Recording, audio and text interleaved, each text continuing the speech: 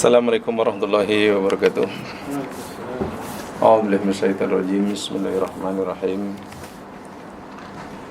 Alhamdulillahirabbil alamin, arrahmanir rahim, maliki yaumiddin.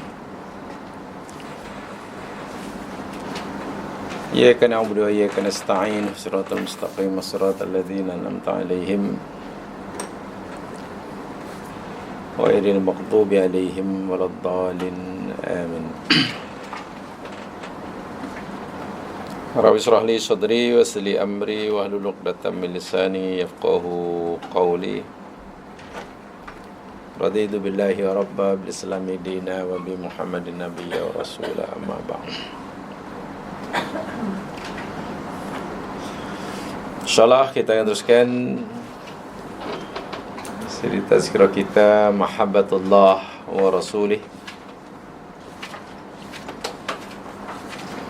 Dan kita masih bicara tentang ayat-ayat yang berkaitan dengan betapa besar rahmat Allah kepada hambanya.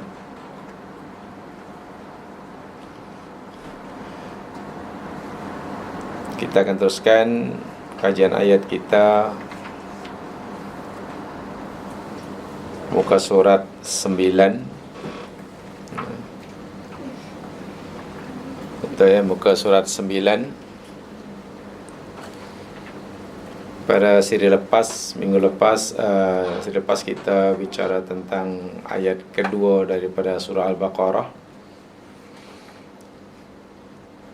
Dan saya telah jelaskan beberapa perkataan yang ada dalam ayat tersebut, seperti kalimat dalika dan hudal lil muttaqin, agar dapat difahami antara dalikal kitab dengan hadal Quran. Juga adalah difahami perbezaan antara hudal lil muttaqin dengan hudal linnas, dan apa itu hidayah dan jenis-jenisnya.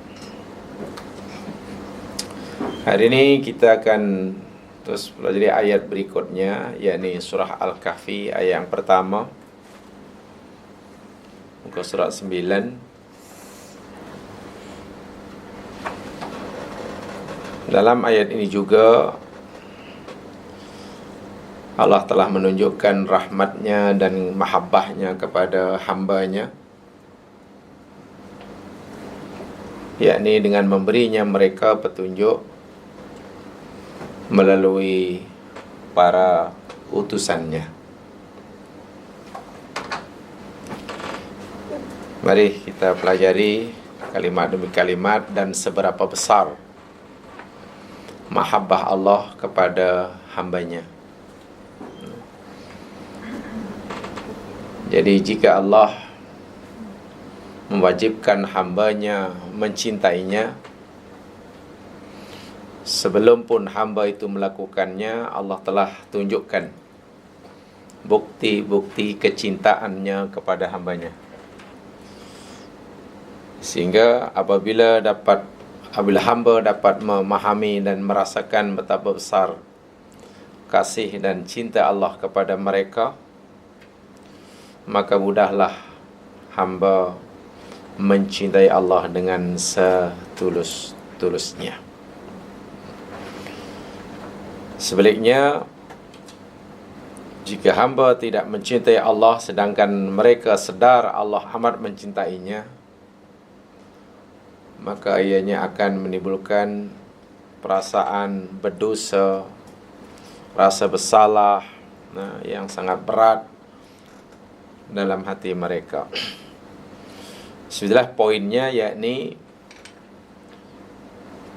seberapa besar nanti kita memberikan kecintaan kita, seberapa tulus kita memberikan kecintaan kita kepada Allah dan Rasulnya, ya. Ini bergantung kepada seberapa besar kita merasakan cinta Allah kepada kita. Itulah, semakin besar kita merasakan mahabbah Allah pada kita, maka mudahlah kita mencintai Allah dengan setulus-tulusnya. Dan berikut ini jadi lagi satu bukti betapa agungnya, betapa besarnya mahabbah Allah kepada hambanya. Apa dia? A'udzubillahi minasyaitonirrajim. Alhamdulillahilladzi anzala ala 'abdihil kitab wa lam yaj'al lahu 'iwaja. Alhamdulillah, segala puji-pujian lillahi, hanya bagi Allah semata. Allah itu alladzi, zat yang anzala, telah menurunkan sekaligus, ala abdihi, ke atas hambanya, atau ke atas ciptaannya yang telah mencapai maqam ubudiyah yang sebenar, Alkitab, akan Alkitab. Walam yaj'al, dan dia Allah tidak pernah menjadikan, lahu, baginya, nya Alkitab, wajah, sesuatu yang bengkok atau yang tidak lurus. Ini adalah awal daripada surah Al-Kahfi. Tentang fadilat surah Al-Kahfi, banyak hadis-hadis sahih yang menjelaskan pada kita. Hadis daripada Abu Darda, riwayat Muslim, Abu Daud, An-Nasai, baginda bersabda, man hafidha 10 ayatim min awwali suratil Kahfi usima minal dajjal. Sesiapa yang menghafaz, maknanya memelihara, menjaga 10 ayat pertama daripada surah Al-Kahfi, maka dia terpelihara daripada Dajjal. Man qara'a awwala surat Al-Kahfi wa akhiraha kanat lahu nuran min qadamihi ila ra'sih, wa man qara'aha kullaha kanat lahu nuran ma bainal ardi ila sama. Hadis yang lain daripada Sahal bin Mu'az, baginda bersabda, sesiapa yang membaca awal surah Al-Kahfi dan akhir surah Al-Kahfi, maka baginya cahaya yang menerangi bermula daripada tapak kakinya hingga kepalanya. Dan sesiapa yang membaca keseluruhan surah Al-Kahfi, maka baginya cahaya antara bumi dan langit. Man qara'a surat Al-Kahfi fi yaumil jumu'ah adha'a lahu minan nur ma bainahu wa bainal jum'atain. Sesiapa yang membaca surah Al-Kahfi pada hari Jumaat, maka Allah akan beri dia cahaya yang memancar, yang meneranginya antara dia dengan 2 Jumaat berikutnya. Antara 2 Jumaat. Jumaat itu dan Jumaat berikutnya. Hadis daripada Hakim. Man qara'a surat Al-Kahfi yaumul Jumu'ah fahuwa ma'sumun ila 8 ayyamin min kulli fitnah wa in kharaja dajjal usima minhu. Sesiapa saja yang membaca surah Al-Kahfi pada hari Jumaat, maka dia terpelihara hingga 8 hari berikutnya daripada segala fitnah. Dan jika Dajjal keluar pada hari itu pun, ia terpelihara daripadanya. Dan banyak lagi. Dan ini adalah hadis tentang fadilat, yang tujuannya yakni supaya kita rajin, digalakkan mengamalkan membaca surah Kahfi secara istiqamah. Baik. Sekarang sebagaimana tajuk kita, yakni tentang mahabbatullah wa mahabbatur rasul. Dan ayat ini masih bicara tentang seberapa besar mahabbah Allah terhadap hambanya, maka saya ingin sampaikan penjelasan dari aspek ini saja, tidak daripada yang lainnya. Jadi ayat ini saya coba uraikan daripada aspek dari segi seberapa besar kasih sayang Allah kepada hambanya. Dari segi itu saja. Ya mas sekalian, suratul Quran yang dimulakan dengan Alhamdulillah,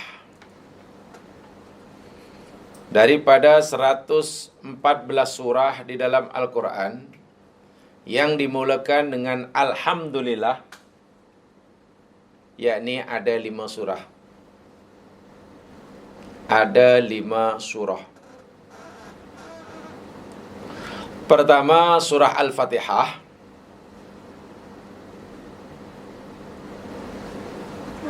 Yang keduanya, surah Al-An'am.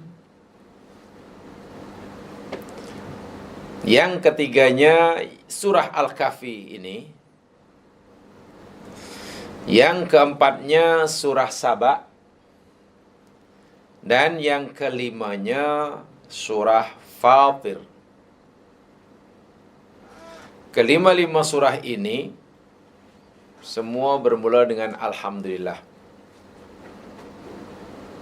Bagi mereka yang disebut 5, bagi mereka yang berpendapat surah Al-Fatihah bermula dengan Alhamdulillah.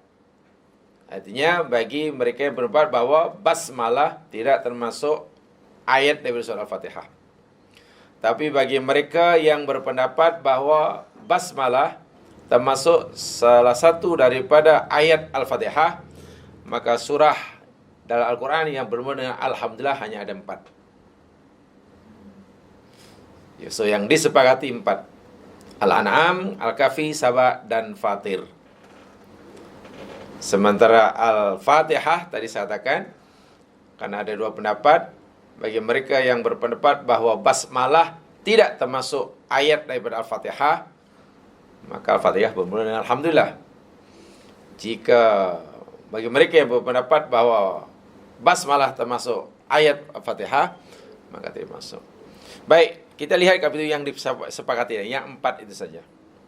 Bila kita teliti ya mas sekalian, ini secara ringkasnya ya, saya ingin tadi menyampaikan ayat ini dari aspek mahabbah Allah, tidak lebih daripada itu.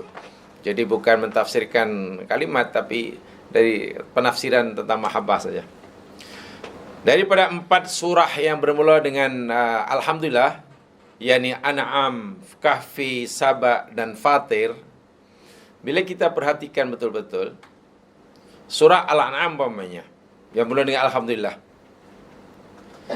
Semua kita tahu bahawa Alhamdulillah ini dalam agama kita, kita diajar oleh agama kita bahawa Alhamdulillah ini satu ungkapan, ya, satu ucapan, satu ungkapan untuk kita menyatakan kesyukuran. Ingat, Alhamdulillah adalah salah satu ucapan untuk kita menzahirkan kesyukuran. Tentulah nikmat.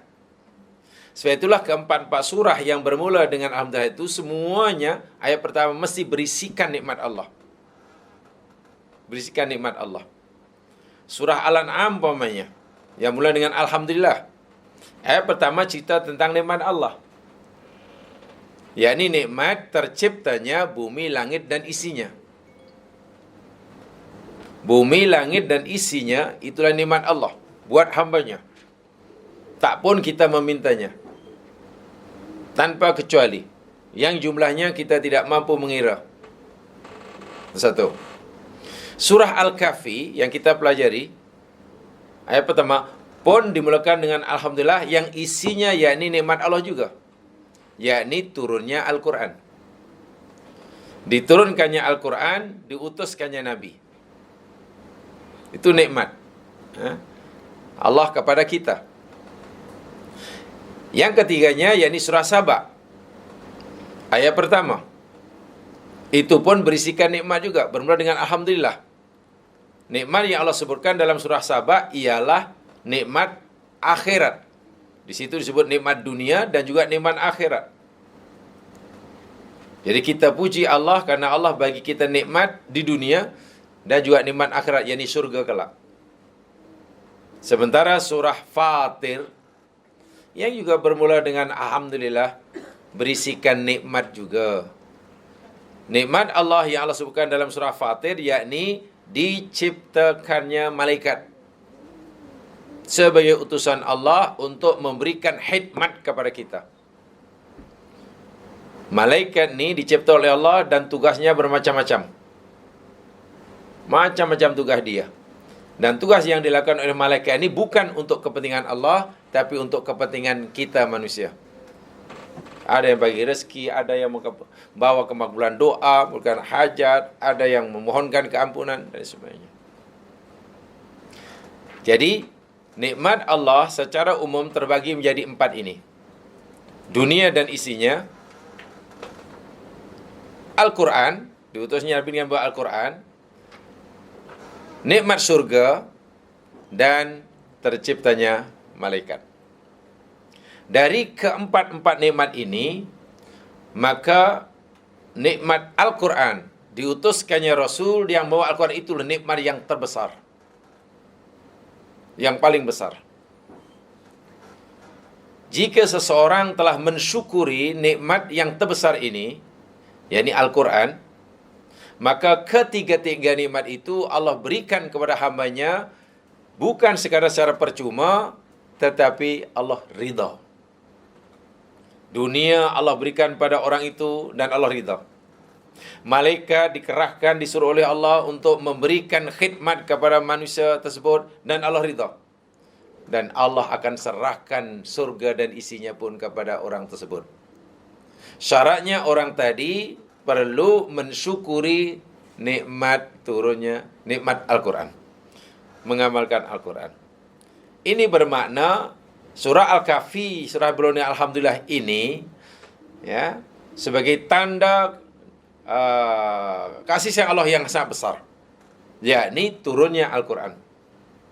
Diturunkannya Al-Quran yang berisikan panduan hidup yang dibawa oleh Rasulullah SAW, itu adalah nikmat terbesar sekaligus tanda mahabbah Allah yang terbesar. Bila kita mensyukurinya, Allah akan berikan ketiga-tiga nikmat yang selebihnya itu secara percuma dan ridha. Itu poin pertama, tentang Alhamdulillah ini. Alhamdulillah ini. Yang keduanya, surah ini, yakni surah Al-Kahfi, sebenarnya ada kaitan dengan surah sebelumnya. Ada kaitan dengan surah sebelumnya, yakni surah Al-Isra. Ada tanasub, ada keserasian hubungan antara surah Al-Kahfi dengan surah Al-Isra. Dan nanti saya tunjukkan mana mahabbah, tanda mahabbah Allah. Surah Al-Isra dimulakan dengan tasbih. Ya. Surah Al-Isra dimulakan dengan tasbih. Subhanalladzi asra bi'abdihi lailam minasyril haram dan seterusnya. Surah Al-Kahfi dimulakan dengan hamdalah. Alhamdulillah.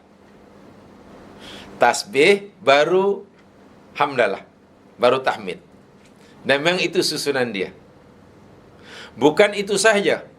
Ayat terakhir daripada surah Al-Isra, kalau jemaah perhatikan, ayat terakhir daripada surah Al-Isra, yakni hamdalah.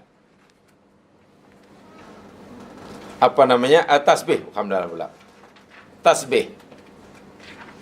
Yakni perintah menyucikan Allah Subhanahu wa ta'ala.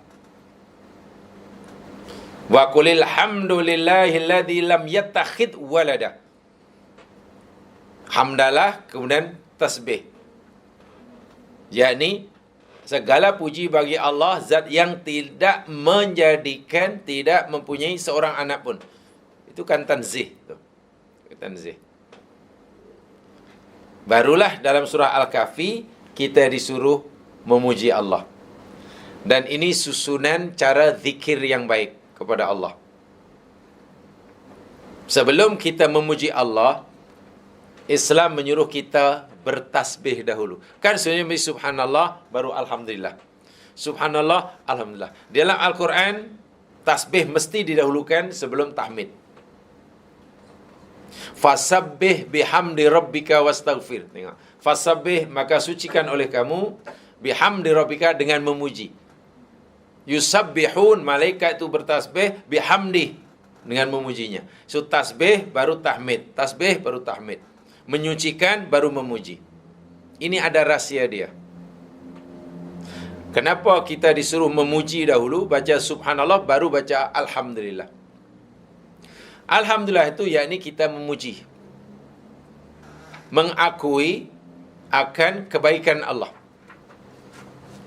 Tapi tahukah kita, mungkin pujian kita kepada Allah secantik manapun menurut kita, sehebat manapun menurut kita, mungkin ianya belum sesuai dengan kemuliaan Allah.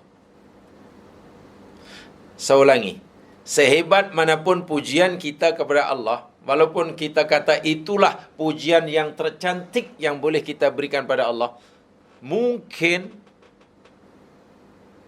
belum sesuai dengan kemuliaan Allah. Sebab itulah, sebelum kita memujinya, takut pujian kita itu tidak sesuai dengan kemuliaan Allah, kita sucikan dahulu Allah. Kita kata, Ya Allah, Engkau Maha Suci, Ya Allah. Seakan-akan kita berkata begini, Ya Allah, hamba-Mu hendak memuji dan mengakui kebaikan-Mu, Ya Allah. Tapi jika sekiranya pujian hamba-Mu ini belum layak, tidak layak bagi kemuliaan-Mu, Ya Maha Suci Engkau, Ya Allah. Maha suci Engkau, Ya Allah, daripada pujian hamba-Mu yang tidak layak bagimu. Ibarat mudahnya lah, kalau kita nak berucap di hadapan tuanku pun, kan belum berucap 2 muka surat, kan minta ampun dahulu. Apa yang diminta ampun? Belum pun berucap. Itu sebetulnya contoh takut jika ucapan kita itu ada sesuatu yang tidak, Tuanku tak berkenan. Itulah. Belum apa-apa kita sudah jangan-jangan teks yang telah disediakan selama 2 minggu 3 jam ini. So, persiapan teks tu 2 minggu 3 jam menjadikannya. Diulang-ulang, tanya pakai pakar bahasa, sastrawan. Itu pun takut jangan-jangan kan, ada perkataan yang tidak sesuai dengan kehormatan tuanku. Tidak sesuai dengan, karena kita tahu mungkin tidak sesuai sama sekali, kita minta ampun dulu. Ampun tuanku jika sekiranya, tapi ini sajalah yang patut mampu persembahkan. Itu baru sesama manusia. Jadi kalau kita pun merasa tidak mampu memberikan penghargaan kepada tuanku yang punya kedudukan yang tinggi dalam suatu negara, ya, merasa tidak mampu, bagaimana mungkin kita merasa mampu memberikan pujian pada Allah? Kan tidak mungkin. Karena kita tidak mungkin mampu memuji Allah dengan sebenar-benar pujiannya, maka kita sucikan dahulu. Seakan-akan, Ya Allah, jika pujian hamba-Mu ini kepadamu tidak layak bagi keagungan-Mu, Maha Suci Engkau, Ya Allah, daripada semua itu. Sebab itulah Rasul SAW sendiri pun mengakui ketidakmampuan dirinya memberikan puji-pujian kepada Allah Subhanahu wa taala. Sehingga Nabi pun mengatakan, Subhanaka la nuhsi sana'an 'alaika anta kama athnaita 'ala nafsik. Maha suci Engkau, Ya Allah, diri hamba-Mu ini tidak mampu memberikan puji-pujian kepadamu sebagaimana puji-pujian yang Engkau berikan pada zat-Mu sendiri. Jadi, jika Engkau, Ya Allah, menyuruh hamba-Mu ini untuk memuji-Mu sebagaimana Engkau memuji kepada diri-Mu sendiri, hamba-Mu tak mampu. Itu Rasulullah. Rasulullah orang yang paling kenal Allah, yang paling dekat dengan Allah, itu pun tak mampu nak memuji Allah sebagaimana pujian Allah pada zatnya. Apalagi kita. Sebab itu adabnya sebelum mengucapkan Alhamdulillah, ucapkan Subhanallah. Sebelum Allah mulakan surah Al-Kahfi, Alhamdulillah, Allah mulakan dahulu surah Isra sebelumnya, Subhanah. Itu satu. Ini bermakna memuji Allah Subhanahu wa taala bukan ibadah yang mudah. Itulah. Kesimpulannya bahwasanya memuji Allah bukan ibadah yang mudah. Rasul pun mengakui susah sekali, paling susah. Dan Allah tahu itu. Allah tahu bahwa hambanya memang tidak mungkin dapat muji Allah dengan sebenar-benar pujian. Sebab itu jika Allah menyerahkanlah kepada kita untuk menyusun kalimat, menyusun ayat, untuk memuji Allah Subhanahu wa taala, kita tidak mampu. Karena kita tidak mampu, Allah dengan kasih sayangnya ajar kita bagaimana cara memujinya. Allah kata, "Qul alhamdulillah." Katakan saja alhamdulillah. Cukup itu. Maknanya kalimah alhamdulillah itu sendiri pun dah merupakan kasih sayang Allah pada kita. Karena jika Allah tidak bagi tahu kita bagaimana cara memuji Allah, wah, tak tahulah kita cuma nak susun ayat. Sedangkan nak mengucap terima kasih pada orang yang menderma projek kita itu pun, kita nak buat projek, kemudian dilancarkan. Kemudian kita jemput para penderma ini. Penderma yang paling banyak tentulah kita ucap terima kasih yang paling panjang. Ya, itu pun, kalau nak tuan ini 3 muka surat untuk surah. Itu pun, dan jika sekurangnya ucapan terima kasih ini tidak memadai, minta maaf banyak. Wahab baru bagi sumbangan berapa? Sekarang Allah bagi segala-galanya. Coba kalau kita disuruh menyusunlah puji ucapan terima kasih kita pada Allah, sasaran manapun tak mampu. Dan Allah tahu itu. Sebab itu Allah kata, tak apalah, sebagai tanda kasih sayangku kepada kamu, karena memuji aku ini bukan mudah, karena aku sayang pada kamu, aku bagi tahu ucapan itu. Alhamdulillah. Ucapan Alhamdulillah itu pun nikmat Allah pada kita. Tanda sayang Allah kepada kita. Tanpa itu kita tidak mampu. Tanpa ucapan Alhamdulillah kita tidak. Sebab itu dalam Al-Quran tidak ada kalimat pujilah Tuhanmu. Tidak ada. Kita tidak akan temukan dalam Al-Quran ayat yang berbunyi pujilah Tuhanmu. Tak ada. Yang ada sabbih. Sucikan itu ada. Sabbih ada. Sabbihu ada. Kabbiru ada. Wa kabbir. Mana dalam bentuk fi'il amar. Kabbir dalam bentuk fi'il amar ada. Agung Allah, besarkanlah. Sabbih dalam bentuk fi'il amar. Sucikanlah. Tapi memuji tidak ada dalam bentuk fi'il amar. Hamid tak ada. Hamidillah tak ada. Yang ada kul alhamdulillah. Oh, luar biasa itu. Ucapkan alhamdulillah.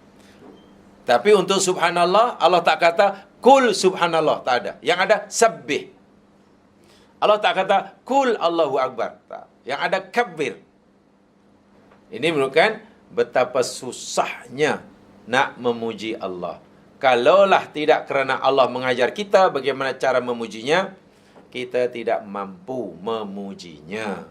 Jadi, pertama, ucapan alhamdulillah yang Allah ajar pada kita, itu pun sudah menjadi salah satu tanda kasih sayang Allah kepada kita. Sebab tanpa Allah ajar kita, pasti kita tidak mampu. Sehebat manapun. Sehebat manapun. Tuh, alhamdulillah. Itu rahsia dia. Itu yang pertama. Yang pertama. Kemudian di dalam ayat ini, ya mas sekalian, ya, supaya puji-pujian kita pada Allah itu diterima oleh Allah sebagai tanda sayang kita kepadanya, untuk membalas sayang Allah kepada kita, kan Allah menyayangi hambanya. Bagi membalas kasih sayang Allah kepada kita, ya, fahami benar kalimat Alhamdulillah. Fahami betul-betul. Ini berkali-kali saya sampaikan, ya. Alif lam dalam Alhamdulillah, alif lam dalam Alhamdu, itu namanya alif lam istighraq. Namanya alif lam istighraq. Istighraq itu mana alif lam yang merangkumi, yang mencakupi seluruh jenis puji-pujian. Jadi apapun puji-pujian yang kita berikan, yang kita terima, semuanya hakikatnya adalah lillah, milik Allah saja. Ini bermakna selain Allah sebetulnya tidak layak menerima pujian. Lillah. Fahami benar itu. Hakikatnya selain Allah tidak berhak mendapat pujian. Sebab itu dahulu pernah saya jelaskan, puji-pujian ini kan bermacam-macam. Pujian Allah kepada dirinya sendiri, itu betul. Allah memuji diri sendiri, itu betul. Pujian Allah kepada hambanya, itu pun betul. Pujian hamba kepada Allah, itu pun betul. Itu betul itu. Tapi kalau pujian hamba sesama hamba, itu kena nanti dulu. Dalam Islam tidak ada pujian hamba pada hamba, tak ada. Puji memuji itu tidak ada dalam Islam. Sebab itu kalau ada orang puji kita, ya adabnya lah. Karena kita merasa, kalau kita faham, kita merasa tidak berhak menerima pujian orang, tapi orang itu memberikan juga pujian pada kita, katakan sajalah Masya Allah la quwata illa billah. Minimum itu balasannya. Masya Allah la quwata billah. Maknanya, bila orang puji kita karena dia fikir kita punya kelebihan, katakan pada orang itu, Masya Allah, kelebihan yang kamu nampak pada diri ini, yang kamu fikir aku ni hebat, sebetulnya kehebatanku Masya Allah, itu kehendak Allah. La quwata illa billah. Diri ini tidak punya daya apa-apa. Jadi sepatutnya pujilah Allah, jangan pujilah saya. Saya ini tidak punya apa-apa. La haula wala quwata illa billah. Dengan begitu kita bukan sekadar memperingatkan orang yang memuji kita bahawa kita tidak berhak, sekaligus kita menyadarkan diri kita yang memang kita lemah dan tidak berhak untuk dipuji. Sebab kalau kita tidak faham Alhamdulillah, ya orang puji pasti akan menjadi berpeluh-peluh lah. Ya, berpeluh-peluh, songkok terus ketat. Ya, hidung kembang pasti itu. Sebab itu manusia puji manusia, itu nanti dulu. Berusaha untuk menjadi orang yang terpuji, itu disuruh. Dalam hidup, berusaha untuk menjadi orang yang terpuji, itu disuruh. Tetapi minta dipuji, itu tidak boleh. Minta pujian, itu tak boleh. Lebih teruk, gila puji. Itu lagi tak boleh. Gila puji itu tidak boleh. Boleh. Jadi hati-hati istilah puji memuji itu ya. Ya, mengakui kebaikannya boleh, tapi jangan puji-pujian.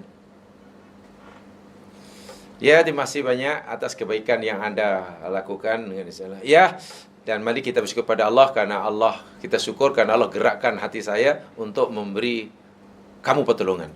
Kan hebat itu. Atau terima kasih banyak, kita syukur pada Allah karena Allah telah menggerakkan hati awak sehingga awak bersedia menolong saya. Itu lebih terhormat itu pujian itu. Syaratnya yang menerima pujian tadi sedarlah. Jangan, kau fikir ini kerja Allah ke? Penat tu aku tolong kamu. Kan semua itu Allah yang menggerakkan. Jadi orang yang berjaya menolong orang, itu mana Allah gerakkan hati dia. sehingga tergerak untuk tolong orang. Patut orang itu yang menolong tadi memuji Allah. Karena tidak semua oleh Allah digerakkan hatinya menolong orang. Yang dapat pertolongan pun patut puji Allah. Karena Allah menggerakkan salah seorang hambanya menyampaikan pertolongannya melalui dia. Oh, kalau difahami betul-betul yang semuanya Allah, ya hanya Allah, Allah, lillah, lillah, lillah. Itu makna lillah. Tapi kalau tidak, ya Allah dah entah di mana letaknya ketika puji memuji. Ini tidak baik ya, dalam agama tidak baik. Itu pada zaman Nabi pernah bersabda, jika kamu melihat orang memuji depan orang lain, tabur pasir di atas kepalanya. Ya betul, taburkan pasir. Iyakum wal madah fa innahu dzabah, kata Umar. Jauhi oleh kamu daripada suka puji memuji. Karena puji memuji itu adalah menyembelih. Kalau A puji B, itu hanya A sedang menyembelih B, kata Umar. Memang tidak mudah yang membezakan ini sebenarnya puji-pujian atau mengakui kebaikannya atau bagaimana. Ya mungkinlah ya. Yang pasti fahami mana alhamdulillah itu saja. Kalau kita nak kata kebaikan orang pun, hakikatnya adalah kita terima kasih ya Allah, segala puji bagimu ya Allah, karena engkau telah menggerakkan hambamu ini sehingga hatinya tergerak, karena engkau gerakkan sehingga menolong diri ini. Jadi pujiannya pada Allah. Orang yang menolong itu pun terima kasih ya Allah, segala pujimu ya Allah, karena engkau telah gerakkan hati hambamu ini sehingga menolong. Jadi dia tidak pernah menyandarkan kebaikannya pada dirinya. Itulah. Orang yang berbaik tidak pernah menyandarkan, menisbahkan kebaikan itu pada dirinya. Tapi mengembalikan kebaikan yang dilakukan pada orang lain itu atas pertolongan Allah. Sehingga tertutup pintu ujub. Itulah. Pintu ujub. Demikian juga yang mendapat pertolongan. Itu yang saya masukkan alif lam itu situ. Perlu ada kefahaman, kesedaran seperti itu dalam hidup ini. Dalam hidup itu. Sehingga sebab itulah orang yang benar-benar faham dengan alhamdulillah, bila dia melakukan amalan yang baik pada orang lain, dia tak kisah tentang sikap orang itu kepadanya selepasnya. Seperti yang Allah nyatakan di dalam surah Al-Insan. Innama nut'imukum liwajhillah la nuridu minkum jazaa'u wala syukura. Hanya saja aku tolong kamu ini semata-mata kerana mengharapkan ridha Allah. Aku terima kasih pada Allah karena Allah tolong aku, bantu aku untuk melaksanakan perintahnya. Itu luar biasa itu. Aku tidak mengharapkan ucapan terima kasih, balasan apalagi atau sekadar terima kasih. Maknanya orang itu terima kasih atau tidak baginya tidak penting. Dia sudah merasa bahagia kerana diberi peluang oleh Allah, digerakkan oleh Allah, dipilih oleh Allah untuk menolong orang itu. Itu orang yang alhamdulillah, betul-betul alhamdulillah itu. Kalau kefahaman kita belum sejauh itu, ya pasti kita kecewa lah. Kita susah-susah tolong orang, tiba-tiba orang itu, ya, kita bagi dia makan, digigitnya pula tangan kita, kan? Dan ini zaman sekarang dah memang, kan? Bahkan sebelum menolong pun sudah diingatkan, ingat tahu, aku boleh tolong tapi you. Nah. Kalau you mau saya tolong awak juga mesti tolong saya. Jadi kalau itu, tapi kalau you tak tolong saya, kirim salam. Nah, bagi apapun kadang diingatkan pula. Ini sahabat Tuhan ini, tapi ingat muka saya, ingat muka saya. Jadi kalau nak pilih, muka saya. Itu susah ya mas sekalian. Zaman moden alhamdulillah ini sudah hilang makna dia. Ingat ya, ucapan alhamdulillah yang diterima oleh Allah bukan hanya ucapan di mulut. So ini nikmat terbesar. Apalagi Allah nyatakan alif lam. Sehingga tidak ada hakikatnya yang layak, yang berhak dipuji. Minta pujian lagi memang tak betul lah. Minta puji lagi tidak betul. Itu alhamdulillah semata-mata bagi Allah. Jadi saya ulangi, bila kita sudah memahami benar, bila kita berjaya melakukan kebaikan kepada orang lain, pujilah Allah. Karena Allah tolong kita. Bila Allah telah tolong kita, mana Allah sayang kita. Allah sayang kita. Jadi, setiap kali kita percaya melakukan perintah Allah, contohnya menolong orang lain, kita puji pertolongan Allah itu. Orang yang sibuk memuji pertolongan Allah, pasti tak nampak amal baiknya. Dia tidak menyandarkan kebaikan yang dilakukan kepada dirinya, tapi menyandarkan pada bantuan Allah. Sehingga syukurnya bertambah-tambah. Potensial syukur akan berkembang, sementara potensial ujub akan mati dengan sendirinya. Itu mustahil sekali. Sangat-sangat mustahil pemahaman alif lam seperti itu. Sebab bila tidak, ya nanti kita hanya penat lah. Sangat-sangat penat. Dalam hidup. Dalam hidup. Sebab, apa? Kita kembalikan semuanya kepada Allah Subhanahu wa ta'ala. Baik, kenapa kita kena puji Allah dan kenapa Allah tu berhak dipuji? Apakah nikmat yang dianugerahkan kepada kita dalam ayat ini, yakni turunnya Al-Quran. Turunnya Al-Quran. Jadi Allah ajar kita dari 4 nikmat itu, 4 jenis nikmat, dunia dan isinya, para malaikat, terciptanya malaikat, nikmat surga dan nikmat Al-Quran. Nikmat Al-Quran itu yang terbesar sekali. Itulah. Seseorang tidak mendapatkan nikmat dunia, katakanlah, dia lapar tak jumpa makanan, dia dahaga tak jumpa air. Itu kan nikmat dunia. Ya paling-paling matilah. Paling-paling mati. Dia tak dapat memiliki rumah. Ya paling-paling ya duduk ala kadar lah. Dia tidak mendapatkan kendaraan. Ya kan masih ada kaki. Kalau setakat tidak dapat makanan, itu bersyukurlah. Seorang masih punya alat untuk makan. Coba mana yang lebih susah? Orang ada mulut tapi tak jumpa makanan, atau orang banyak makanan tapi tak ada mulut?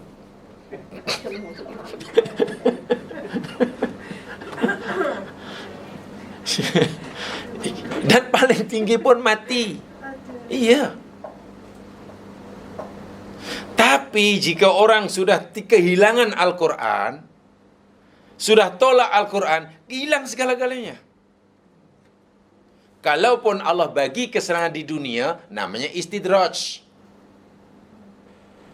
Jika dia berdoa dan malaikat oleh Allah disuruh untuk membawa kemakbulan doanya, itu pun istidraj. Dan di akhirat pasti dia tidak akan mendapatkan nikmat surga walaupun sedikit.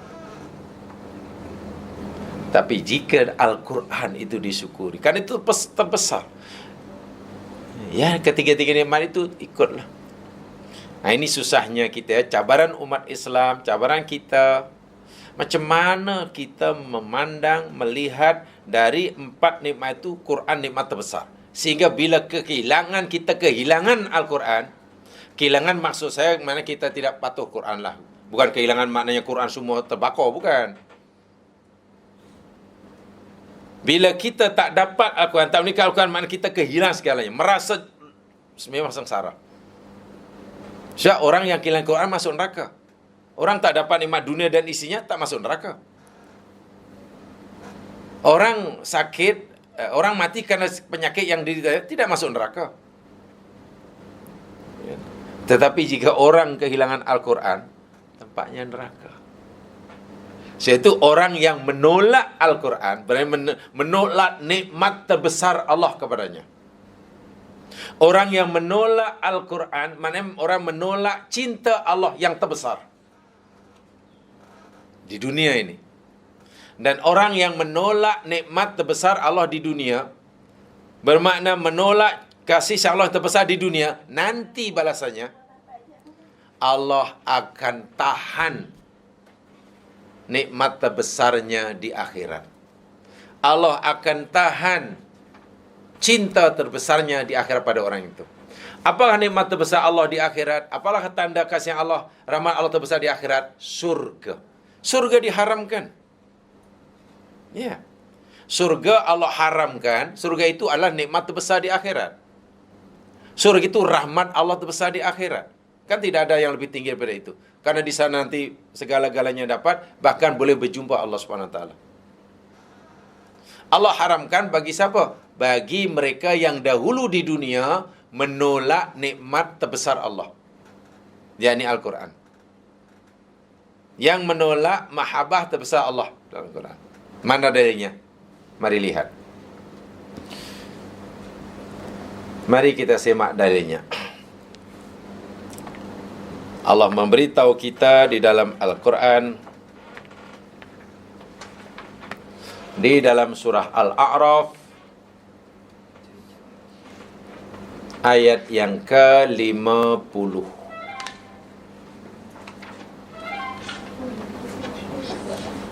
Al-A'raf ayat 50.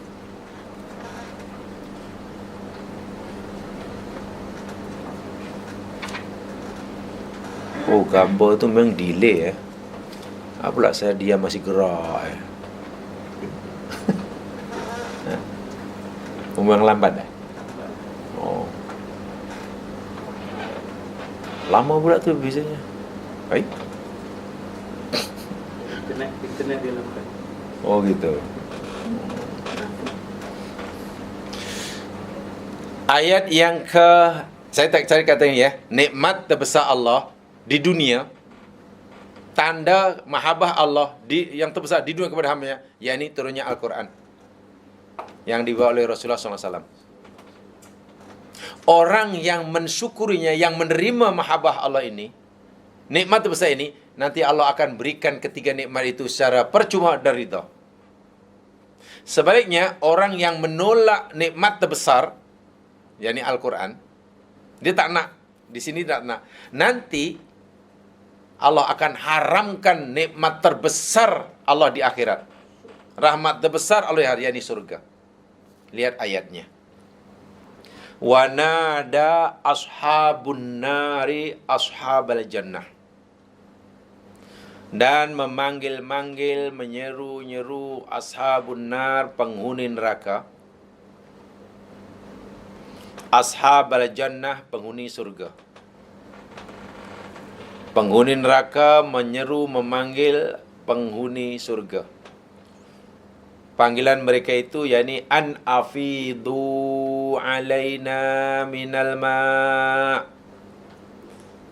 Nah, an ini namanya an mufassarah, jadi tidak ada artinya.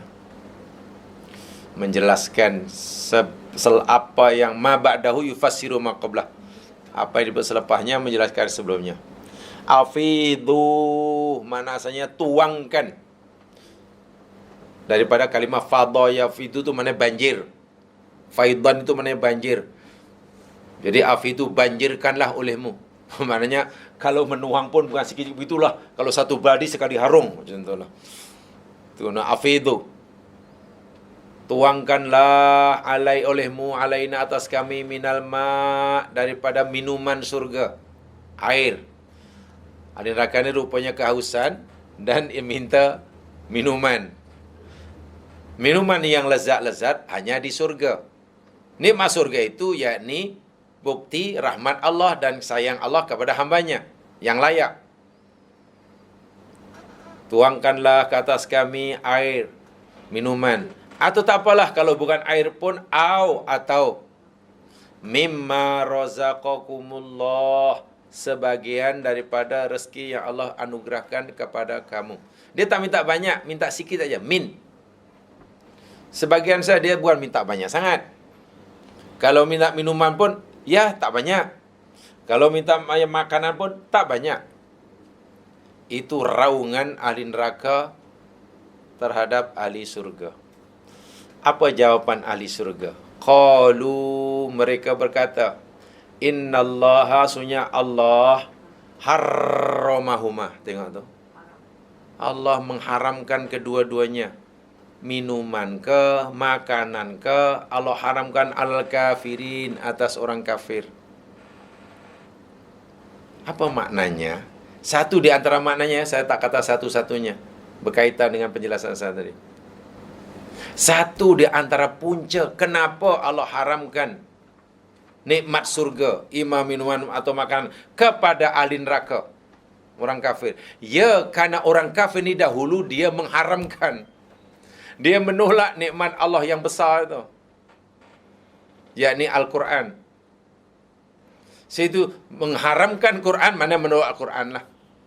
Orang yang tolak Al-Quran, tak mau Al-Quran, nanti di akhirat pun Allah tak akan bagi syurga. Waliyadzubillah, tumadzubillah. Itu luar biasa ya. Jamaah sekalian, di dalam Al-Quran ada perkara yang Allah haramkan. Contohnya Allah haramkan bangkai, Allah haramkan riswah, Allah haramkan mengumpat, Allah haramkan mencuri, Allah haramkan babi umpamanya kan. Ini benda yang Allah haramkan. Siapa yang tidak mengharamkan apa yang Allah haramkan atas mereka di dunia,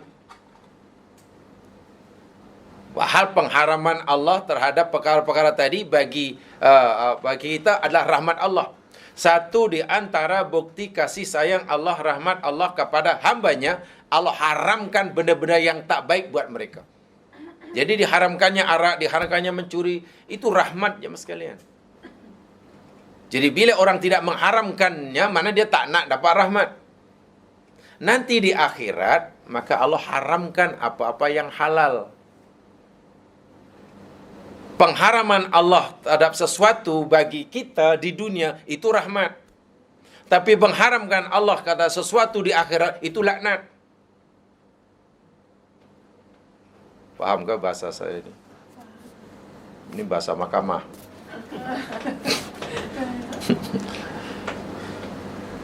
Contohlah, Allah haramkan babi, haramkan arak, haramkan mencuri, haramkan mengumpat, haramkan apa sajalah, menipu, haramkan bangkai. Itu kan rahmat bagi kita. Karena Allah sayang kita lah, Allah haramkan makan babi. Itulah. Karena Allah sayangkan hambanya lah, Allah haramkan mencuri, Allah haramkan mengumpat. So apa saja yang Allah haramkan di dunia ini, itu adalah rahmat bagi kita. Terima sajalah rahmat itu. Nanti kalau kita terima rahmat Allah yang Allah berikan kepada kita di dunia, nanti Allah pun akan bagi rahmatnya di akhirat. Itulah. Tapi bagi mereka yang tak mau menerima rahmatnya di dunia, yang tak nak menerima mahabbahnya di dunia, nanti di akhirat, ya Allah dahulu pun aku bagi, aku tak nak. Kau tolak rahmat aku, nah sekarang nak minta rahmat. Tak boleh lah. Tapi apa yang Allah haramkan di akhirat, itu laknat bagi mereka. Bayangkan, nikmat surga itu kemuncak nikmat. Tapi Allah haramkan. Itu kan laknat yang luar biasa itu. Azab yang luar biasa. Ya, untuk memudahkan pemahaman lah jemaah sekalian. Mana laknat, mana rahmat? Allah haramkan babi atau Allah haramkan sate ayam? Mana yang rahmat, mana yang laknat, yang azab? Allah haramkan bangkai ayam atau Allah haramkan sate ayam?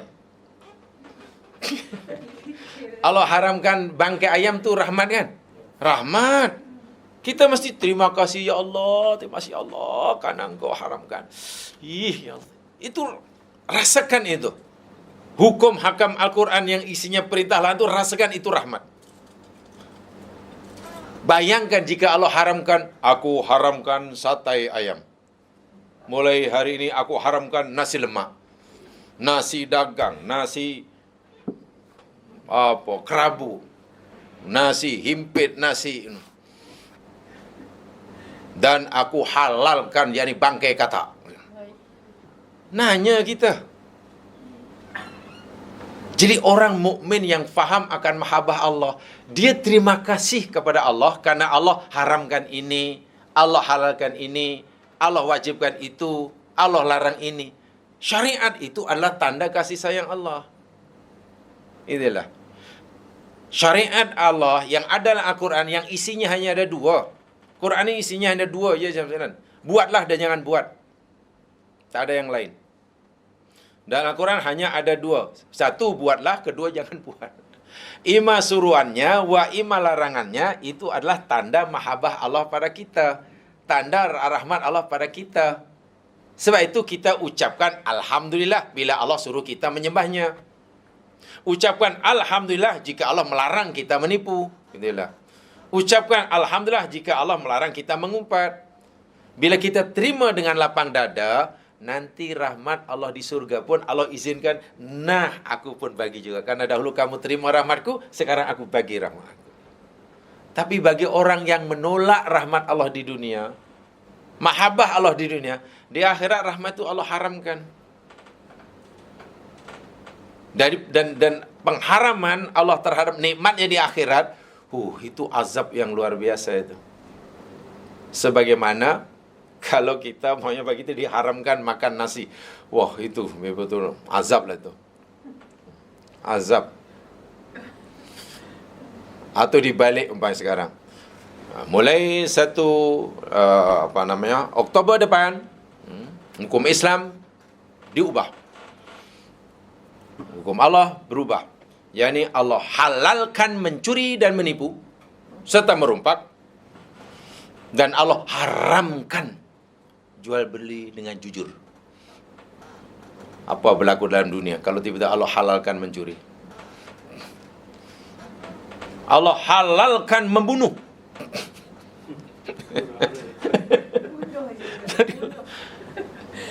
Tapi kadang manusia ni pelik, bendegil. Perintah Allah dan larangan Allah itu dianggap membebankan, itu masalahnya. Baca Quran daripada alif hingga ya ini hanya dipilih-pilih. Mana rasa-rasa yang tak merugikan dirinya, okeylah. Rasa-rasa menjejaskan kepentingan dirinya, nanti dululah. Jadi Quran hanya diikuti mana yang sesuai dengan seleranya. Terima saya kerana semua itu rahmat. Itu adalah tanda kasih sayang Allah. Ibaratnya Allah kata, aku ni sayang kamu, wahai hambaku. Terimalah kasih sayangku. Bila kamu menerima kasih sayangku dan kamu nyari, nanti di akhirat pun aku akan berikan kasih sayangku pada kamu. Tapi kalau sekarang kamu tolak kasih sayangku, kamu tolak rahmatku, di akhirat pun nanti aku tolak juga. Walaupun kamu merengek-rengek. Okeylah, mungkin kita kalau kita bayangkan katalah ashabun nar di sini kan, penghuni neraka ini katalah ya orang-orang Yahudi katalah. Orang Yahudi totok di akhirat masuk neraka. Lalu yang ashabul jahni orang-orang Islam. Kemudian Yahudi yang masuk neraka itu panggil-panggil kita di surga, tolonglah bagi aku air. Mungkin kita sikit tak rasa kasihan lah. Bahkan kita kata padan lu. Karena di dunia kan musuh kita. Sekarang Anda bayangkan, jika yang di neraka itu istrinya, yang di surga itu suaminya. Atau dibalik, yang meraung-raung minta air itu suaminya karena di ahli neraka, dan yang dipanggil-panggil suruh minta itu adalah istrinya. Itu suami aku tuh. Tak boleh lah yang, tak boleh lah, Allah haramkan. Itu siksanya luar biasa itu. Bayangkan bila yang panggil-panggil itu ada orang yang ada hubungan suami istri atau anak dengan orang tua. Dan itu bukan mustahil. Kan anak Nabi Nuh berada di neraka. Macam mana kalau Nabi Nuh kemudian panggil-panggil ayahnya? Macam mana kalau si ayah tadi anak Nabi Ibrahim, ayah Ibrahim panggil Nabi Ibrahim? Bagaimana kalau istri panggil suami? Itu bukan mustahil. Jadi pasti rasa ya, ahli surga tidak boleh rasa kasihan pada si kafir sebab surga Allah ahli surga di zaman saya dihilangkan rasa pedih. Ingat, di surga ini sudah hilang rasa pedih, rasa sakit. Walaupun tahu mungkin itu istrinya memanggil-manggil. Jadi ahli surga tetap tenang walaupun yang memanggil-manggil tadi anaknya ke, orang tuanya ke. Tapi si ahli neraka pasti bertambah sakit ketika tahu yang orang yang diminta tadi, yang minta air panas tadi, suaminya ke, istrinya. Jadi sakitnya ahli neraka ini berganda-ganda. Sebab itu siksa di akhirat, pahala di akhirat ini ada dua jenis. Satu yakni zahiriyah, kedua batiniyah. Satu jasmaniyah, kedua rohaniyah. Di neraka ada siksa jasad, jasmaniyah. Sebab itu Quran kata, setiap kali kulitnya melecur, hangus, akan diganti. Itu siksa badan, siksa fizikal. Tidak seberapa berbanding siksa rohaninya. Contohnya ini, pasti akan, mana lah. Wah, dahulu kita dah berjanji hidup semati. Berjanji di bawah pokok rambutan ke apa. Ya, siapa ke Allah dah ingatkan nafsi-nafsi. Hidayah nafsi-nafsi. Tak boleh tumpang dua kaki. Nikmat dunia mungkin boleh tumpang dua kaki. Suami senang, isteri senang. Orang tua senang, anak senang. Bolehlah dua kaki. Tapi hidayah, nikmat Quran ni tak boleh dua kaki. Situ Allah ingatkan banyak apa dalam Quran. Contohnya, ku anfusakum wa ahlikum nara. Inilah. Pastikan dirimu tidak tersentuh api neraka. Bila kamu dah berusaha memastikan dirimu tidak tersentuh api neraka, pastikan juga jangan ada seorang pun daripada ahli keluargamu dijilat api neraka. So, itu tugas yang paling besar itu. Bagaimana caranya? Sedarkan diri kita, sedarkan ahli keluarga kita bahawa nikmat terbesar Allah, kasih sayang Allah terbesar kepada kita, yakni Quran. Tak ada yang selain daripada Al-Quran. Yang isinya ada dua itulah. Buatlah dan jangan buat. Tak ada kan yang ketiga? Apa yang ketiga? Adakah? Selain buatlah dan jangan buat, apa ya? Ya, dua aja lah secara untuk mudah mengingat. Untuk mudah mengingat. Ya. Kalau macam Ustaz cakap ni, neraka dengan syurga, Allah akan nampakkan kita ke? Kalau Allah bagi rezeki kat kita masuk syurga, Allah nampakkan kita ke kalau ahli keluarga kita di neraka? Maksudnya? Kalau nikmat syurga tu begitu besar kan, so, kita nampak tak kalau ahli keluarga kita diletakkan di neraka? Di dalam Al-Quran, lihat firman Allah. Biar Allah sendiri yang jawab ya. Mari kita lihat surah As-Saffat. Surah yang ke-37.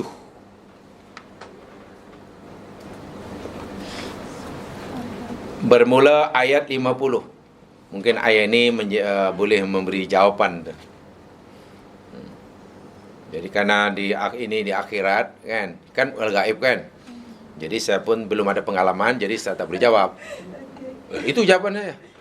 Karena pernyataan ini pengalaman ya, karena pengalaman kan. Bolehkah? Kan susah itu. Jadi saya belum ada pengalaman, ya biar Allah sendiri yang menjawablah. Itu cara saya. Ayat 50 yang seterusnya, Allah cerita tentang ahli surga ini. Nah, ini karena Allah cerita pasti betul lah. Kalau saya cerita bukan Quran, jangan boleh bohongkan, boleh dustakan, karena saya tak ada pengalaman. Fa'aqbala ba'duhum ala ba'din yatasa'alun. Lalu sebagian mereka saling berhadap-hadapan dengan sebagian yang lain. Ini ahli surga ni.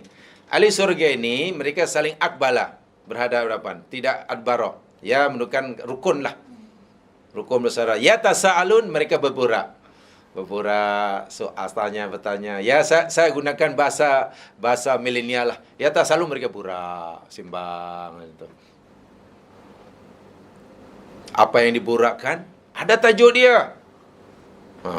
Apa borak dia? Tajuk dia begini. Qala qailun minhum. Berkatalah salah seorang daripada mereka. Katalah A dan B lah. Katalah. A, B, C, D. Katalah kumpul semuanya. Kumpul. Lalu tiba-tiba salah seorang daripada mereka katalah A kata pada yang lain. Inni kana li qarin. Bro, nak beritahu lah. Tak, saya terjemahkan bahasa milenial. Dulu, masa di dunia, aku ada kawan tau. Inna kana li qarin. Kawan kamcing sungguh. Qarin tu kawan yang paling akrab tu. Saling pengaruh mempengaruhi. Katalah nama dia siapa? Nama dia D umpamanya. A kata, dulu punya kawan yang paling, nama dia D. Tapi D ni, masa di berkawan dengan si dunia, dia selalu kata pada aku, yaqulu a'innaka laminal musaddiqin. Kata D kepada aku dahulu masa di dunia lah. A, adakah kamu termasuk orang yang membenarkan ucapan Muhammad itu? Kamu termasuk orang yang percaya Al-Quran ke? Yang Quran kata cerita itu, kamu percaya ke itu semua itu? Orang mati hidup semula, orang ini akan begitu, orang ini bila kamu begini. Kamu percaya kepada apa yang disampaikan oleh Muhammad yang konon itu firman Tuhan? A'innaka laminal musaddiqin? Itu pertanyaan D kepada A. D ini tak percaya. Itulah. D ini tidak percaya Al-Quran, A ini percaya Al-Quran. Bahkan D pernah kata begini, "A'idza mitna wa kunna turaban wa idhaman a inna lamadinun?" Adakah apabila kami nanti nak tanya pada awak. Adakah bila kita semua nanti dah mati dan kita jadi tanah, terurai badan kita, tulang kita menjadi tanah, menjadi unsur yang menjadi bahan asalnya. Inna lamadinun?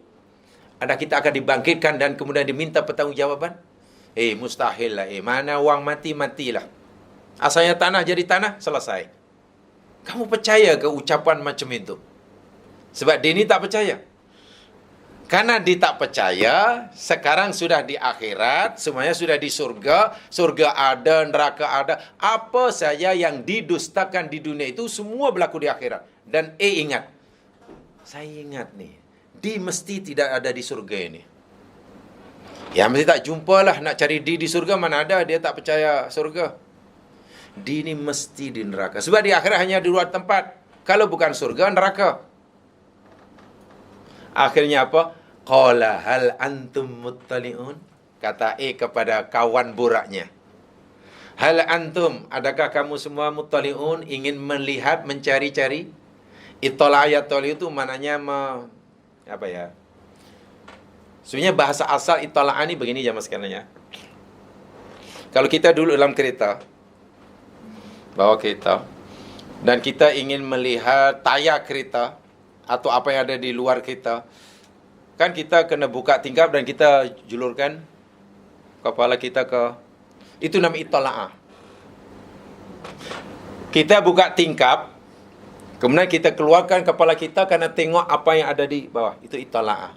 Jadi ittala' bukan hanya melihat nazara. Mana mesti ini menunjukkan bahawa begini ya, dalam bahasa apa ya istilahnya? Ittala' itu memang betul melihat, tetapi memberikan maksud tempat orang yang melihat dengan benda yang nak dilihat itu berbeza tempat. Itulah. Kalau saya melihat jamaah karena tempatnya sama, itu saya tak boleh menggunakan ittala'. Karena saya berada di tempat yang sama. Tapi kalau saya berada di tempat yang berbeza dengan benda yang saya nak lihat, ya saya masih keluar sikitlah. Kan macam dalam kereta tadi kan. Saya kena keluarkan itu. Tak mungkin kita duduk dalam kereta, nampak macam mana tayar tu. Tayar pamcit lah. Mana abang tahu? Tahu lah. Mana mungkin.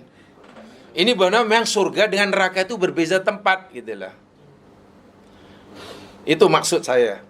Karena surga dan neraka itu berbeza tempat, berbeza alam, maka Allah tidak menggunakan hal antum nazirun ke, hal antum ra'un ke, tidak, mesti muttali'un.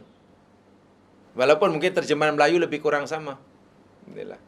Jadi bahasa bahasa Arab ni tepatlah. Dengan kalimat muttali'un, pertama kita boleh lihat bagaimana orang itu nak melihat, keduanya memberikan pemahaman bahwasanya tempat orang yang melihat dengan objek yang dilihat berada di tempat yang berbeza. Faham ya maksudnya? Jadi yakin yang tidak ada di surga. Pastilah sebab dia tak percaya akhirat. Lalu dia kata kepada kawannya, cari. Fattala'a. Lalu dia pun melihat selepas tengok-tengok tadi, menjulurkan kepala dari surga. Keluarlah, wallahu alam bagaimana caranya. Fara'ahu, maka si dapat melihat di fi sawa'il jahim. Berada di tengah-tengah jahim. Jadi ahli surga boleh melihat ahli neraka. Bahkan melihatnya, oh di situ rupanya di, engkau di situ. Bukan sekadar tengok di saja, sempat juga dia berdialog atau pernahlah memakinya, menemplaknya. Qala, berkata tallahi, demi Allah wahai di, in kitta laturdini, in sungguh kita, hampir-hampir engkau, lam sungguh, arda yurdi, membinasakan ni akan aku. Kata demi Allah wahai di, sungguh benar-benar dahulu engkau hampir-hampir dapat membinasakan aku. Karena dia kan kawan baik.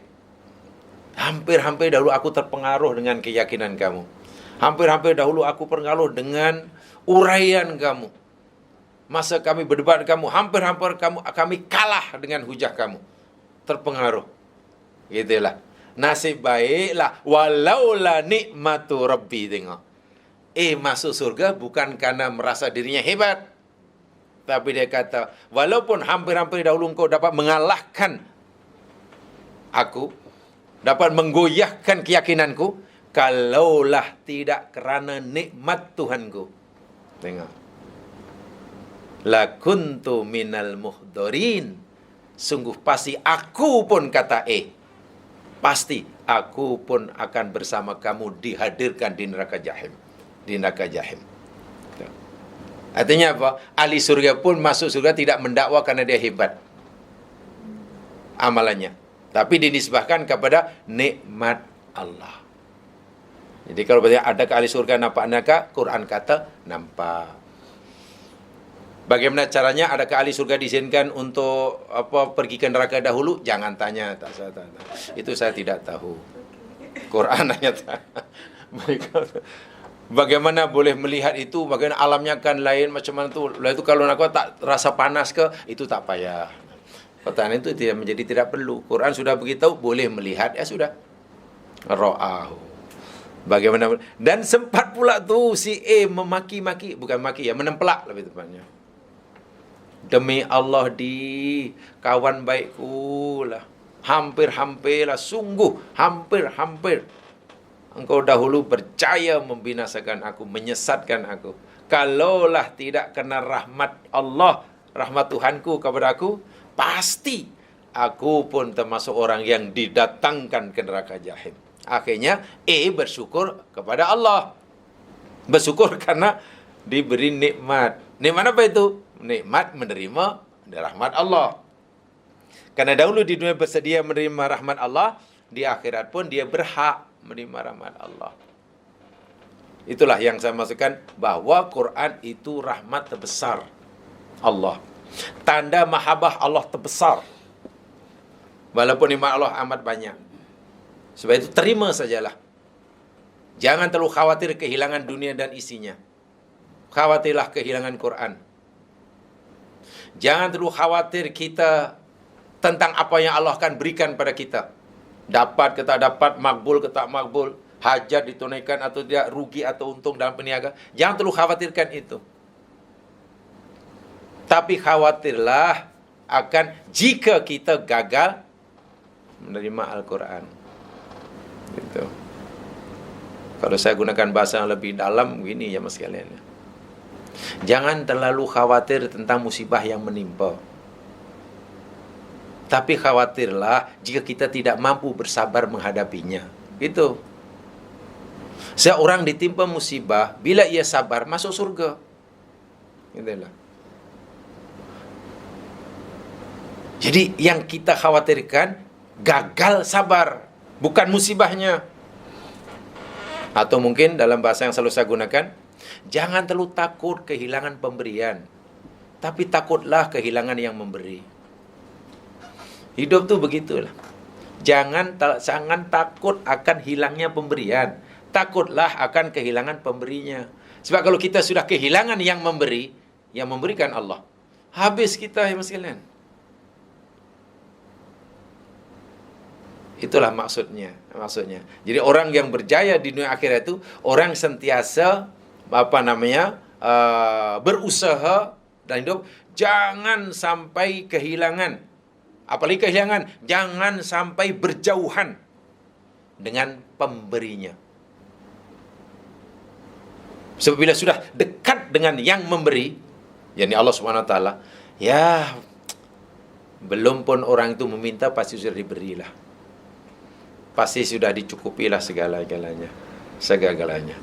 Kan. Jadi sebab kalau takut pemberiannya hilang, nanti bagaimana kalau kehilangan pemberian? Atau kalau dalam mahabbah demikian juga. Jangan terlalu mencintai pemberiannya sehingga lupa akan pemberinya. Cintailah yang memberi. Jangan cinta kepada pemberiannya melebihinya, hatta melupakan siapa pemberinya. Contoh kalau kita, bagaimana perasaan kita sebagai manusia biasa? Bila kita bagi pemberian pada orang, lalu orang tu mencintai pemberian kita, disimpannya, kita panggil pun tak dengar. Kita salam pun malah, apa salam-salam. Dia lebih mencintai pemberian kita, bahkan tak kenal kita. Ya kalau kita mungkin bengkak lah. Sepatutnya takut kehilangan yang memberi, bukan takut kehilangan pemberian. Tapi dunia itulah orang sanggup mempertahankan pemberian, takut kehilangan pemberian, sehingga tidak ada sedikit pun kekhawatiran jauh daripada yang memberinya, sang pemberi. Itu terbalik itu ya, itu terbalik.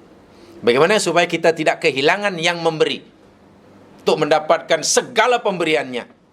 Terima sajalah dengan lapang dada, ikhlas nikmat Allah yang terbesar ini, Al-Quran. Al-Quran. Sebab itu dari empat itu saya ulangi sekali, inilah yang terbesar. Dan untuk menyatakan terima kasih kita, memang tidak mampu kita nak menyusun ayat. Terlalu susah, mustahil lah. Karena mustahil kita punya kemampuan menyusun ayat terima kasih. Allah pun menunjukkan lagi satu kasih sayangnya. Ibaratnya beginilah hambaku, tak payah susah-susah lah kamu nak menyusun ucapan terima kasih atas anugerah aku. Karena pasti kamu tidak mampu. Anugerah aku terlalu banyak. Jadi sebagai tanda kasih sayangku, aku bagi tahu kamu aja lah, ucapkan aja lah 2 patah kata aja. Alhamdulillah, sudah. Tapi kena faham apa makna alhamdulillah, alif lam tadi, dan lillah. Bila itu difahami, hidup ini menjadi lapang ya mas katanya. Hidup pasti jadi lapang. Tak akan tuju lah. Hidup pasti lapang, tak akan tuju. Tak akan tuju, pasti lapang. Lapang, bukan 7, 6, 7, 9. Mana hidup bukannya 7 atau 6 atau 9, tapi lapang. Lapang.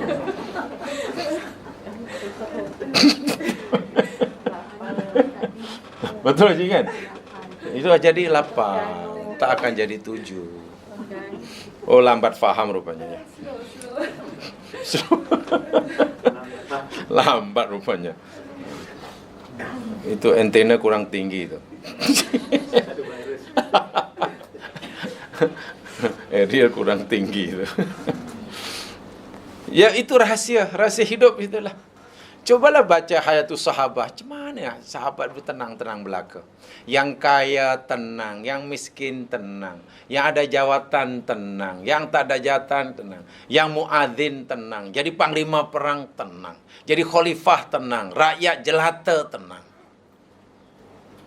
Jadi panglima perang tenang, dilucutkan jawatannya di tengah-tengah peperangan, hilang jawatan, tenang. Ya karena mereka ini punya Tuhan itulah. Punya Allah. Sehingga kehilangan pemberian itu tidak ada artinya. Bayangkanlah panglima perang, selama perang lalu dilucurkan jawatannya. Tukar jadi askar biasa. Itu kalau orang sekarang ya mengamuk lah kayaknya. Itulah jadi ya memang begitulah hakikat kehidupan, dan Allah bagi kita formula yang sangat-sangat jelas, yang sangat-sangat jelas. Baik, itu alhamdulillah. Paham nih ya? Sekarang kalimat kedua. Alladzi anzala ala abdihi. Yang berkaitan dengan inilah, yang dengan tajuk ya, saya tidak akan uraikan alladzi anzalanya, tidak perlu. Yang saya kan dia ini ala abdihi. hambanya. Jamaah sekalian, ini adalah mungkin rahasia yang luar biasa juga, kalimat abdun. Allah tidak berfirman alladzi anzala ala rasulihi ke, ala nabiyhi ke, atau ala Muhammadin ke, tapi ala abdihi. Dalam surah sebelumnya pun ketika Allah cerita tentang Isra pun subhanalladzi asra bi abdihi. Rupa-rupanya jamaah sekalian, makom tertinggi seorang insan,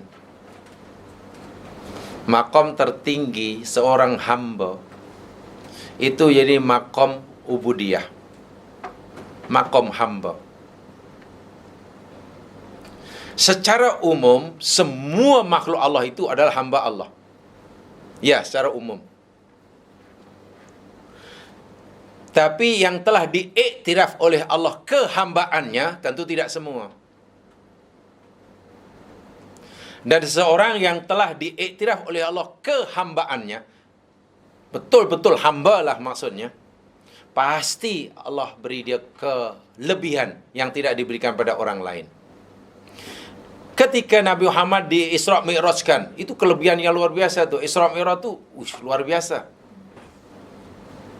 Dan Allah hanya berikan kepada orang yang telah mencapai makom ubudiyah. Sebab itu Allah sebut dengan hambanya. Orang yang dapat Al-Quran, yang ubudiyah. Dalam surah Al-Kahfi, Nabi Musa oleh Allah disuruh berguru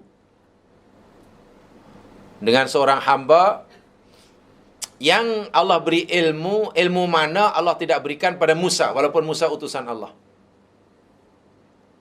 Musa waktu itu yakni Rasulullah, Kalimullah pula tu.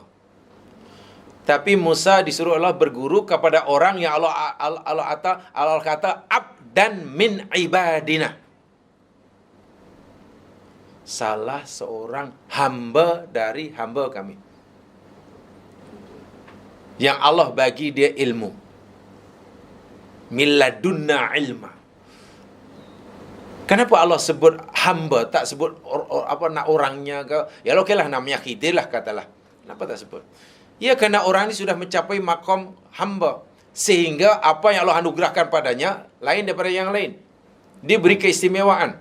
Contoh ilmu yang Allah tak berikan pada Musa. Ilmu apa? Ilmu tentang masa depan. Bahasa kami dahulu, kita ni dapat bocoran data daripada Sidratul Muntaha. Jadi kalau Sidratul Muntaha ni sebagai bank data lah, kan semua ada di sana ya, di Allah Mahfud ni. Dan Nabi kita dapat sedikit bocoran. Nasib orang ini masa depannya begini. Itu kan hanya ada di Allah Mahfuz, yang tahu hanya Allah saja. Bayi ini, budak ini bila besar akan jadi macam ni macam ni, itu hanya Allah yang tahu. Dirikan di Allah Mahfuz. Dan Allah beritahukan ini dengan izinnya kepada Khidir, tak diberikan kepada Musa. Kenapa Khidir seolah dalam hal ini punya kelebihan? Allah pun panggil abdan min ibadina. Iaitu makom hamba ni, makom yang sangat tinggi. Benar semua Nabi ini sudah mencapai makom hamba. Tapi setiap kali Allah cerita dalam Al-Quran tentang peristiwa-peristiwa aneh dan ajaib, Allah pasti cerita tentang abdun. Jadi, bukan mudah ya, yang makom yang tinggi ini. Cicit Rasulullah sallallahu alaihi wasallam namanya Ali Zainal Abidin. Ali bin Husain bin Ali. Cicit lah. Kiranya cicit lah itu. Sebab Husain kan cucu Nabi. Ni Ali bin Husain. Bila Ali Zainal Abidin. Beliau pernah berkata bahawa seseorang itu diiktiraf sebagai hamba Allah yang sebenar apabila memenuhi 3 syarat. Dan bila Allah akui sebagai hamba, maknanya Allah mahabbah kepada orang itu penuh. Karena orang itu mahabbah pada Allah pun penuh. Paling tidak ada 3.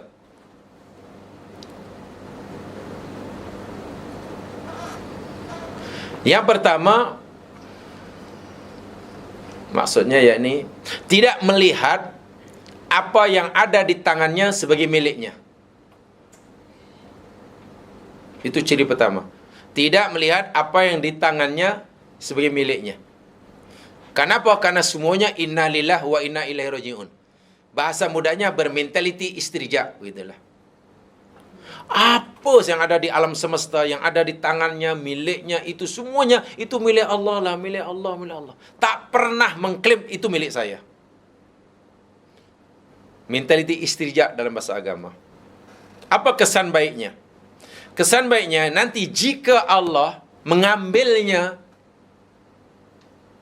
suatu saat Allah mengambilnya tanpa notis sebelumnya, dia tidak kecewa, pasti sabar. Karena dia tahu tidak merasa memiliki apa-apa. Orang yang tidak merasa memiliki apa-apa tidak akan merasa sedih kehilangan apa-apa. Bahasa saya, orang yang tak pernah merasa memiliki apa-apa tidak akan kehilangan apa-apa. Ya kehilangan apa? Dia tak punya apa-apa.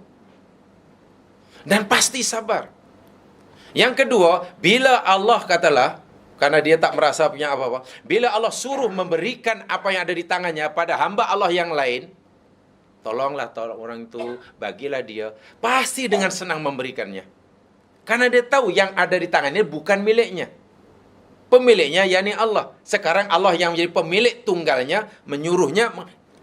Sehingga ketika memberikan pun dia tidak pernah merasa memberi. Karena yang diberikan itu milik Allah. Dia hanya menjalankan perintah. Jadi dia tidak kehilangan apa-apa, tapi dia malah dapat pahala. Bila itu dihayati mentaliti sejak mana kita sudah punya syarat satu untuk jadi hamba Allah. Itu panjang penjelasannya itu. Yang kedua, ciri kedua, tidak memastikan dirinya melakukan perbuatan pada masa hadapan tanpa izinnya, tanpa kehendaknya. Nya N-nya besar. Tanpa kehendaknya, N besar. Tidak melakukan perbuatan pada masa depan tanpa kehendaknya. Artinya nak buat apa saja mesti insya Allah. Karena tahu lemah. Ini merupakan menyadari akan kelemahan dirinya. Tidak mungkin ia dapat melakukan apa saja tindakan tanpa kehendak Allah. Situ nak buat apa saja mesti insya Allah, insya Allah, insya Allah. Sehingga bila berjaya melakukan apa yang dicita-citakan, menyandarkannya, mengambilnya kepada kehendak Allah.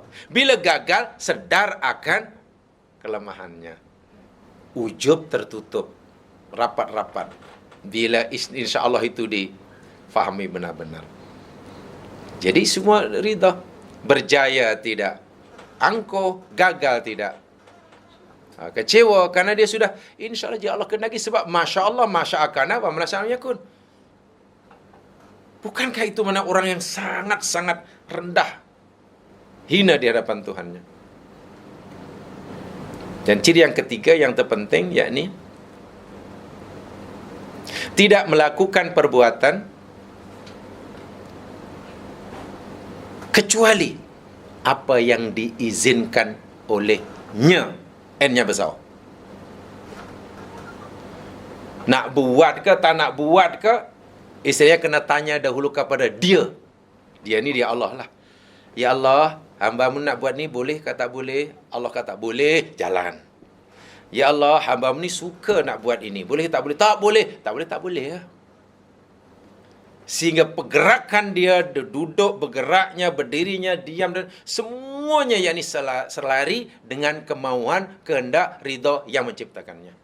Bila tiga itu dipenuhi, kata Imam Ali Zainal Abidin, itulah hamba yang sempurna. Dan bila itu dipenuhi dengan penuh, nanti Allah akan berikan dia keajaiban-keajaiban yang Allah tidak berikan pada orang lain. Dalam bahasa agama dipanggil karomah. Bahasa Melayu dipanggil keramat. Dan keramat itu anugerah Allah, bukan boleh dicari-cari dengan wirid tentu dapat karamah, tidak.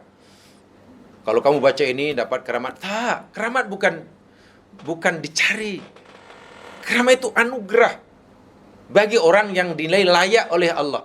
Bila 3 itu dipenuhi dan betul-betul, Allah akan bagi karamah. Dan macam-macam karamah bentuknya. Ya, mungkin orang yang berdoa 100 kali tak makbul, dia baru Allahumma, belum habis sudah makbul. Itu karamah juga. Karamah ini banyak sekali. Jadi, dan itu diberikan semasa orang itu masih hidup. Bila sudah meninggal, ya karamah karena milik Allah, tak ada lagi lah. Itu karamah agama. Keramat Melayu lain. Keramat Melayu masa hidup tak ada, bila mati, mula-mula mati belum ada. Kalau makin lama, sudah melihat tanda keramatnya. Kalau sudah 150 tahun mati, baru, wah, keramatnya besar. Kalau sudah 500 tahun orang itu mati, wah, mana sudah,